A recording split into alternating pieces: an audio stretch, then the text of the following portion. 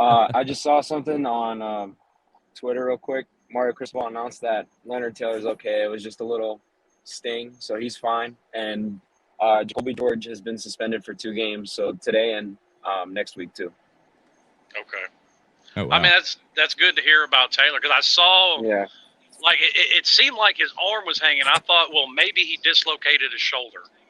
And I'm like, yes, it sucks. It's painful. I've done it myself. But, I mean, it's not even that. So, I mean, that's obviously best case scenario. Jacolby George, get your act together, brother. Right. Hey, we got a question here for you guys. Daryl Page asked, he says, what do you guys take from NC State? I'm not sure. I can't really answer. I didn't watch the game yet. I got to go back and watch it because I was watching another one.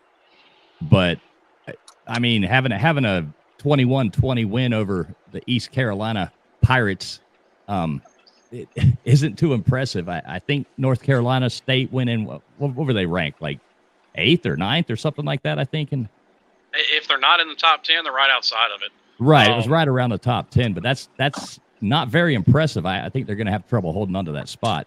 I was listening to Pete's game reaction of it, and to me, it really sounds like typical Dave Dorn, to be honest with you.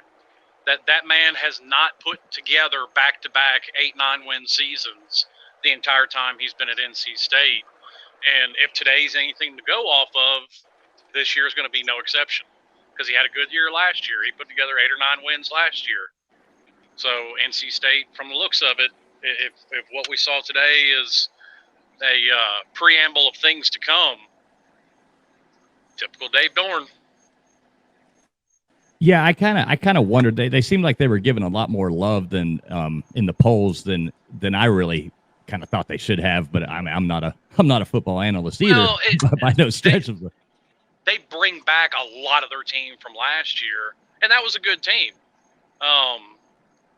The quarterback was really good last year. Now, he did not have a good game at all, which was kind of surprising, which neither did Boston College's quarterback. And he was supposed to be another one that was, catching a lot of love from people because he's this is his 4th year starting at Boston College.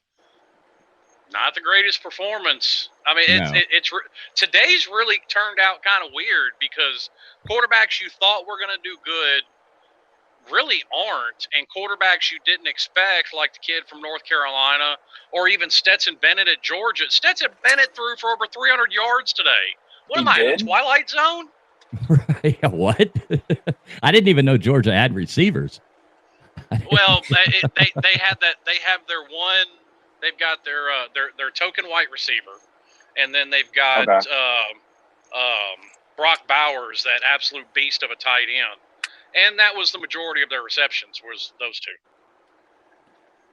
I mean, their leading receiver last year only had like 450 yards. They were very much a running team last year. Right, exactly. And I like the way too that I've never heard anybody but like these Georgia fans that all they have done is complain about this quarterback, and he's the 40 years you just went without a national championship, and you can't even win easy. Like, you just got to complain afterwards. Our quarterback is horrible. Blah blah. It's like, Jesus Christ, guys, you actually won a natty. Be happy for Matt 1 Stafford minute. Didn't do that. Right. It's like, be happy for just once. I guess when you're Aaron Murray, when you're miserable for 40 years, after a while, I guess you just don't know how to live with being happy. I just don't think it's registered for them that they've won. Right.